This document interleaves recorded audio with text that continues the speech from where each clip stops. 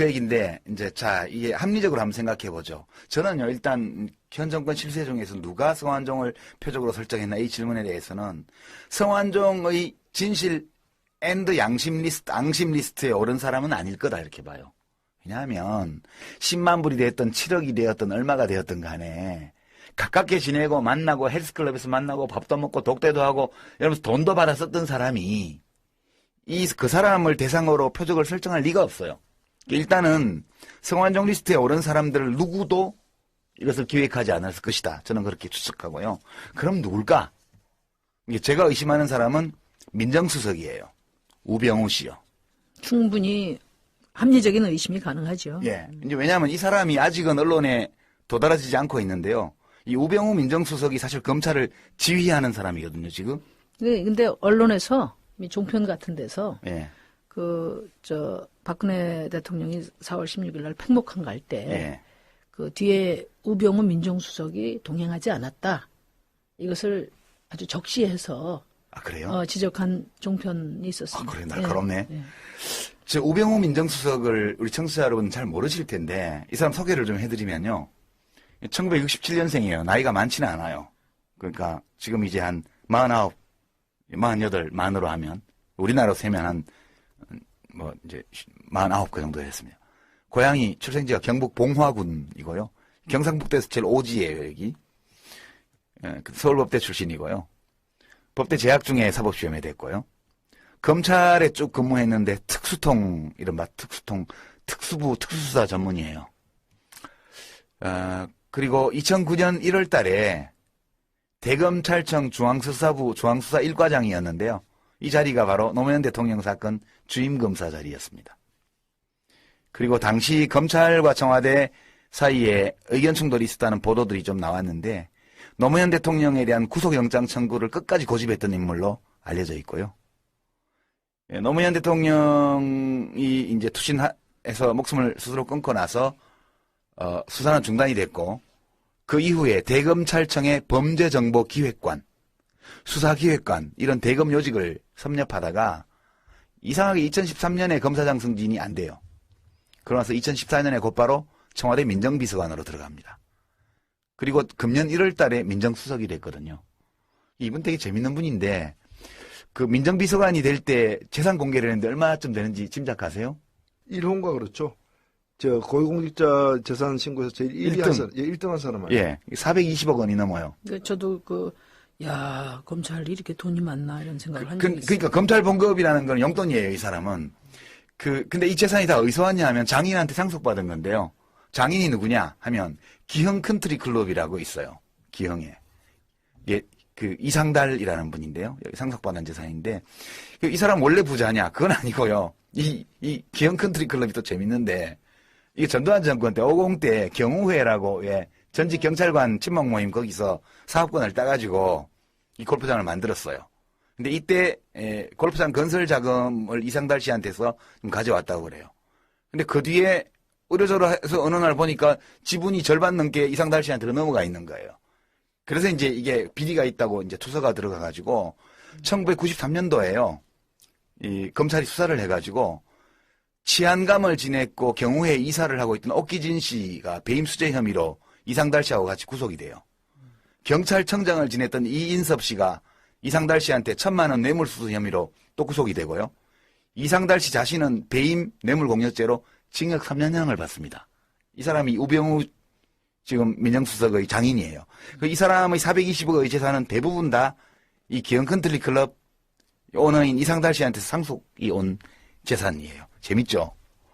냄새가 많이 나는 거죠. 예, 이게 그 당시 이제 이런 장인이 있음에도 불구하고 뭐 청렴한 검사로 왔냐, 아니면 이 사위가 이런 특수통 전문 검사여서 이상달 씨가 덕을 받냐 이런 논란이 좀 있었다고 그러고요. 이 우병우 씨가 지금 이런 사람이 민정수석으로 있는데 이 성완종 리스트에 오른 사람일 리가 없다고 보는 이유가 우선 자기가 뒤가 찔려서 이 사람 할 수가 없어요. 김기춘 실장이나 좀 교체가 됐지만 교체 전에 이렇게 했을 리가 없어요. 결국은 검찰의 핵심 라인이 우병우 민정수석 지휘 아래에 사정대상 기업을 선별할 때 포스코하고 경남기업을 찍었다는 거예요. 이걸 찍을 때 정준양 씨에 대해서는 상세한 조사를 했겠지만 MB 쪽하고 작은 거래가 있을 거라고요. 친 MB 쪽하고. 이 성완종 씨가 이렇게 친박에 광범위하게 자금 공유를 했으리라고는 인지하지 못했을 것 같아요. 제가 볼 때는. 그래서 예. 그 김기춘 실장이 있었다면은 이러지 않았을 그렇죠. 것이다라는 얘기가 나오는 거예요. 그쪽에서 예. 자기들이 아는 얘기예요. 그래서 소문에 김기춘 씨 집 주변을 2시간 동안 배회했다는 거 아니에요? 네. 목숨 끊기 전날. 근데 이제 이런 측면도 있을 것 같아요. 그 우병우 민정수석이 당연히 어떤 식으로든 그 수사 대상을 선정하는데 중심에 있었을 거라는 최소한 네, 검토는 했겠죠. 네, 뭐 당연한 얘기 같고. 근데 이제 그 성완종 회장이 죽음의 직면에서 가장 집중적으로 타겟으로 삼은 사람이 이완구 총리거든요. 총리. 그러니까 이완구 총리가 그 부패와의 전쟁을 발표할 때 그 네 가지를 딱 적시를 했어요. 예. 예. 그래서 자원 비리, 방산 비리. 그다음에 이제 포스코는 아예 그건 비자금으로 예, 했고, 비자금. 예, 그다음에 공직기강 확립이라고 돼 있는데, 문서 유출. 네 가지. 거기서 이제 MB 자원외교는 이미 경남 기업이 특정됐을 때 발표를 했다고 저는 보거든요. 그래서 이완구를 원망하는 거죠. 그렇죠. 그러니까 말하자면 그 우병우 민정수석 지휘 아래에 검찰 핵심 라인이 선정을 했다 하더라도 이제 이완구 총리가 막았어야 되는데 막지를 않고 그것을 자기 어떤 그 명예 회복이나 또 이 정치적인 저거를 위해서 방패막이로 딱 삼았다. 그게 사람을 이용해서 죽인다. 그 얘기인데요. 최소한 그런 정도의 역할. 그러니까 이완구 총리가 어쨌든 경남 기업을 표적 수사하는데 암묵적인 동의를 했던지 그것을 또 적극적으로 활용하려고 했던지 그런 때문에 이제 그 불신이 심해진 것 같고요. 예. 한 가지만 더 말씀을 드리면 제가 돌아다니는 소문에 지난번에 그 이완구 총리 인준 투표할 때 여권에서도 부정표가 많이 나왔지 않습니까? 예. 반대표가. 예. 근데 돌아다니는 소문에 그 반대표의 대부분이 충청권 의원들일 것이다. 예. 여권에 이런 소문이 많아요. 그거는 이미 방송에도 많이 나오더라고요. 그러니까 그게 이제 뭐냐면은 이 성완종 씨도 그 얘기 했지만은 사람 여러 죽였다. 예. 이용하고 버리고 옛날 그런 얘기를 공무원 했는데 얘기도 있고. 네. 그런데 이제 그런 점에서 그 충청 지역의 대표 주자 이 자리를 놓고 상당한 정도 이렇게 암투가 갈등과 있었다. 불편함이 있었지 않았나 그런 생각이 들어요.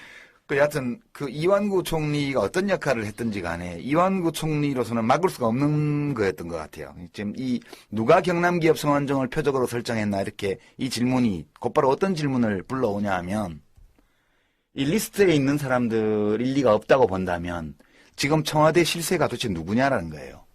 이 지금 박근혜 정권의 권력 실세가 누구냐는 거예요.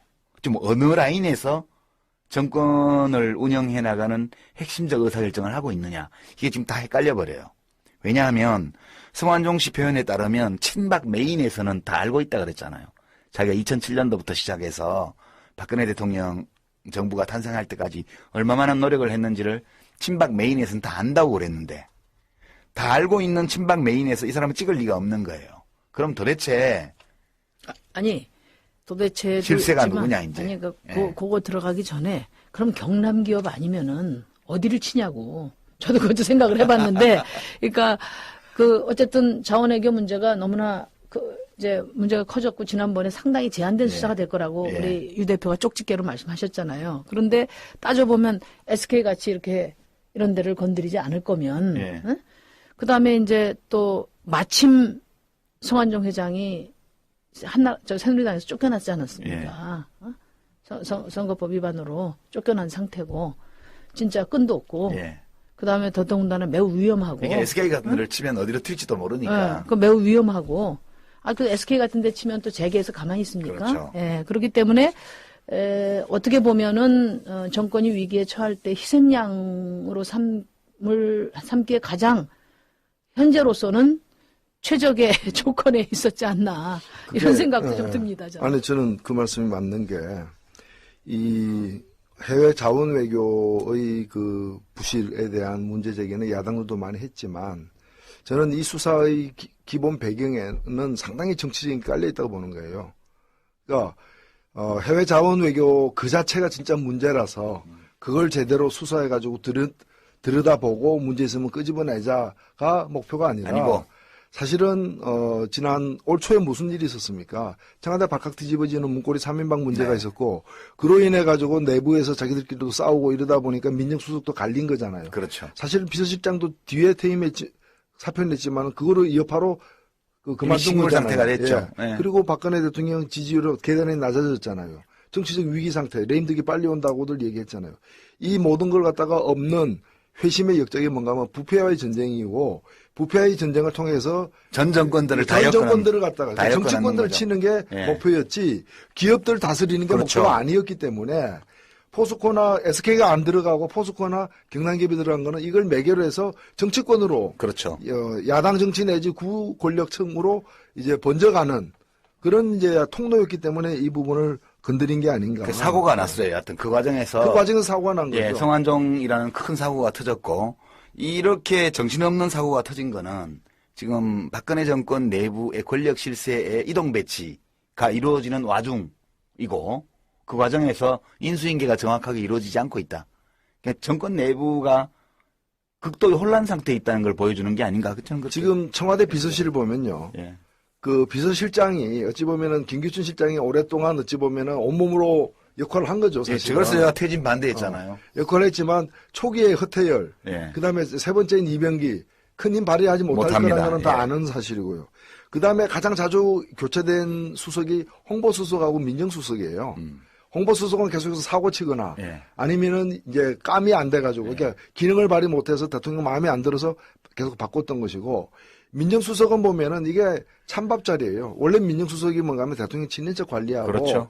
그 내부 문제를 이제 단속하는 게 자기 기능인데 지금 보면 이 사람이 그걸 잘할 거로 보이지도 않고 그리고 이 사람 임명될 때부터가 이게 지금 법무부 장관 후배예요. 그렇죠. 그리고 검찰에서는 검사장도 안 된 사람은 사람 거의 대접 못 받아요. 검사장도 안 된 사람이어서 이 사람이 과연 재구실을 할까 했는데 결국에는 이제 사고를 네, 쳤어요. 사고를 친 거죠. 있었다고 그러고요. 이 우병우 씨가 지금 이런 사람이 민정수석으로 있는데 이 성완종 리스트에 오른 사람일 리가 없다고 보는 이유가 우선 자기가 뒤가 찔려서 이 사람 할 수가 없어요. 김기춘 실장이나 좀 교체가 됐지만 교체 전에 이렇게 했을 리가 없어요. 결국은 검찰의 핵심 라인이 우병우 민정수석 지휘 아래에 사정 대상 기업을 선별할 때 포스코하고 경남기업을 찍었다는 거예요. 이걸 찍을 때 정준양 씨에 대해서는 상세한 조사를 했겠지만 MB 쪽하고 자금 거래가 있을 거라고요. 친 MB 쪽하고. 이 성완종 씨가 이렇게 친박에 광범위하게 자금 공여를 했으리라고는 인지하지 못했을 것 같아요. 제가 볼 때는. 그래서 예. 그 김기춘 실장이 있었다면은 이러지 않았을 그렇죠. 것이다라는 얘기가 나오는 거예요. 그쪽에서 자기들이 하는 얘기예요. 그래서 소문에 김기춘 씨 집 주변을 2시간 동안 배회했다는 거 아니에요? 네. 목숨 끊기 전날. 근데 이제 이런 측면도 있을 것 같아요. 그 우병우 민정수석이 당연히 어떤 식으로든 그 수사 대상을 선정하는데 중심에 있었을 거라는 최소한 쪽인데, 검토는 했겠죠. 뭐 당연한 얘기 같고.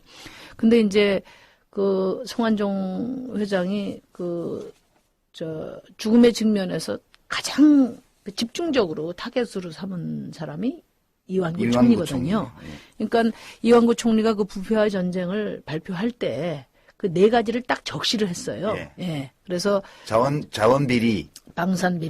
비리. 그다음에 이제 포스코는 아예 그건 비자금으로 비자금, 예, 대기업 했고, 비자금. 그다음에 뭐 공직기관 예, 예. 확립이라고 문서, 돼 있는데, 문서 유출. 네. 예, 네 가지. 거기서 이제 MB 자원외교는 이미 경남 기업이 특정됐을 때 발표를 했다고 예. 저는 보거든요. 그래서 그래서 이완구를 원망하는 거죠. 그렇죠. 그러니까 말하자면 그 우병우 민정수석 지휘 아래에 검찰 핵심 라인이 선정을 했다 하더라도 이제 이완구 총리가 막았어야 되는데. 막지를 않고 그것을 자기 어떤 그 명예회복이나 또 이 정치적인 그 저거를 위해서 방패막이로 딱 삼았다. 그게 사람을 이용해서 죽인다. 네.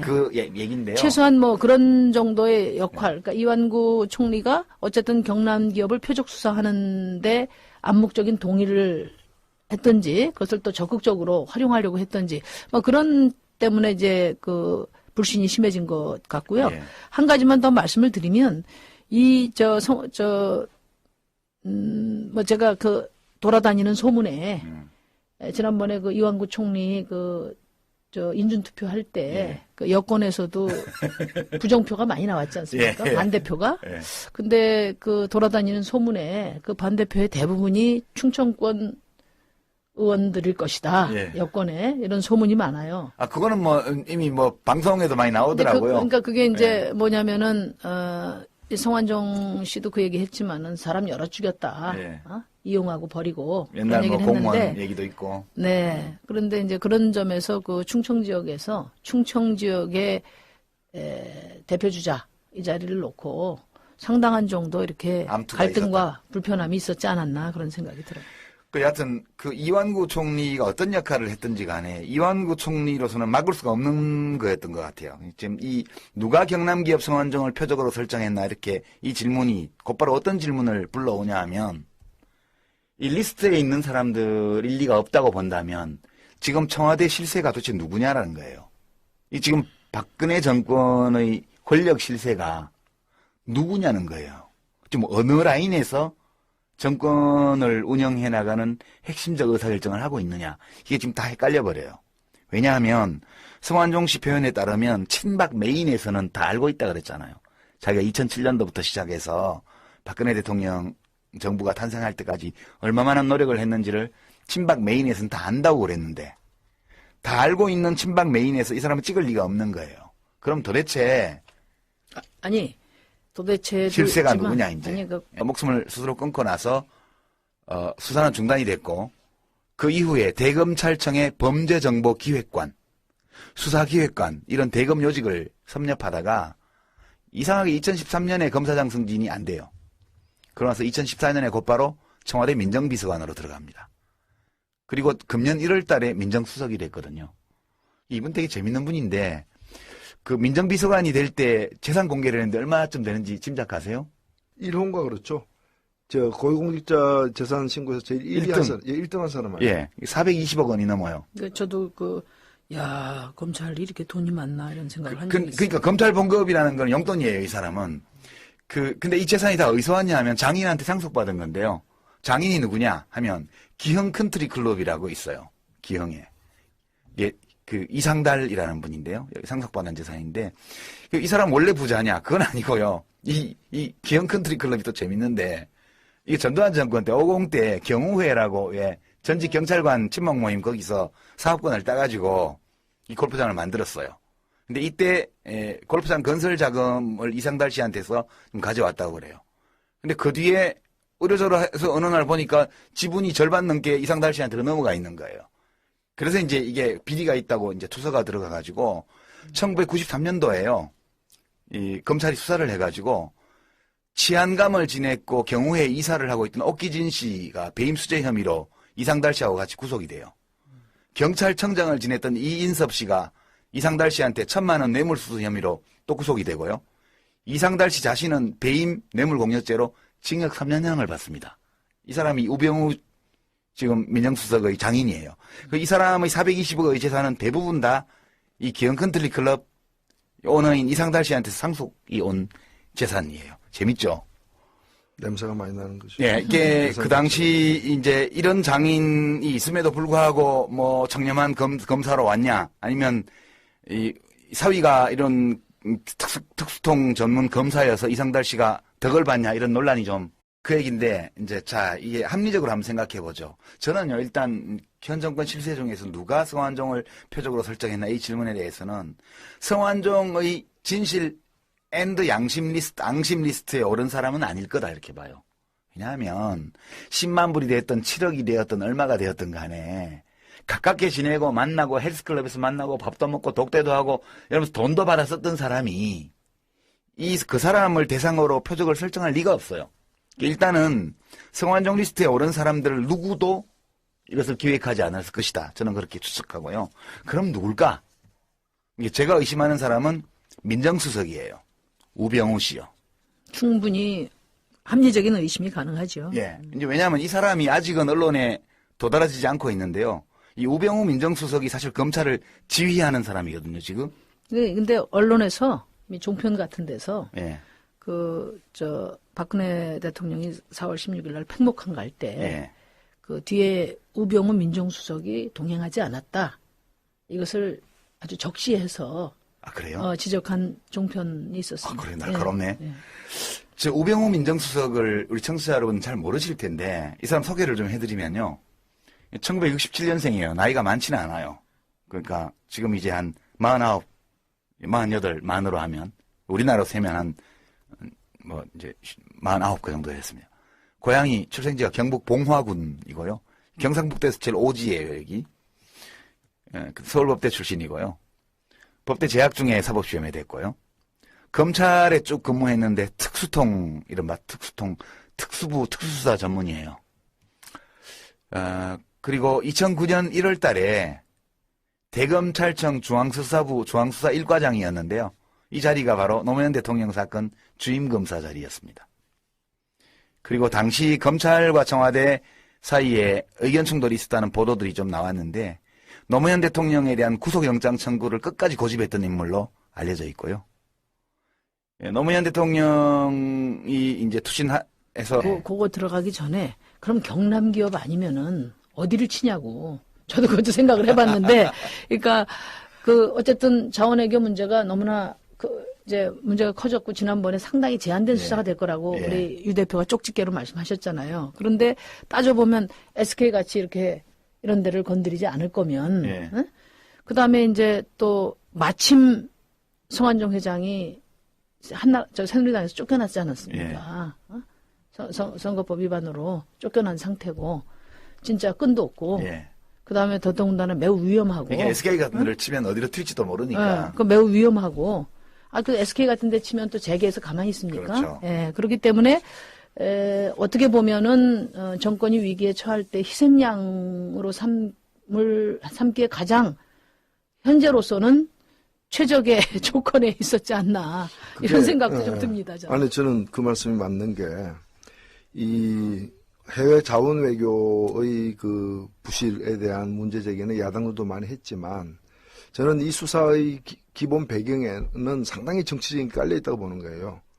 그러니까 해외 자원 외교 그 자체가 진짜 문제라서 그걸 제대로 수사해가지고 들여다보고 문제 있으면 끄집어내자가 목표가 아니고 사실은 지난 올 초에 무슨 일이 있었습니까? 청와대 발칵 뒤집어지는 문고리 3인방 문제가 있었고 그로 인해 가지고 내부에서 자기들끼리도 싸우고 이러다 보니까 민정수석도 갈린 거잖아요. 그렇죠. 사실 비서실장도 뒤에 퇴임했지 사표를 냈지만 그거를 여파로 그만둔 식물 거잖아요. 상태가 됐죠. 예. 그리고 박근혜 대통령 지지율은 계단에 낮아졌잖아요. 정치적 위기 상태, 레임덕이 빨리 온다고들 얘기했잖아요.